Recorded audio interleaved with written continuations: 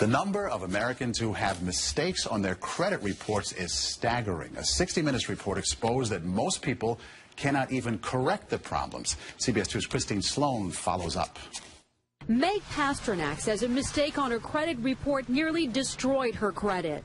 We had to present so much documentation to say this wasn't ours, and then we still had to pay something to get rid of it. Pasternak says it took months to resolve the problem. You feel kind of helpless because they got you under the gun if you need to get a new car or a house or for anything. Pasternak is not alone in her frustration. A new government study finds up to 40 million Americans have mistakes on their credit reports. But an investigation by Steve Croft on 60 Minutes finds most people get nowhere trying to correct an error. Ohio's Attorney General tells Croft that is a clear violation of a federal law. The federal law says that if you believe that there is a mistake, you can go to them and they have an obligation to do a reasonable investigation.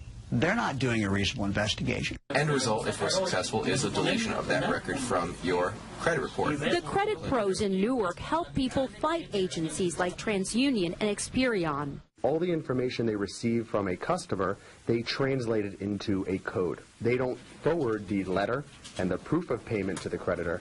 They just forward the 3-digit code. So the best way to protect yourself? Go directly to the creditor rather than going to the credit bureau themselves. Another good habit to get into, check your credit report periodically to make sure there are no changes.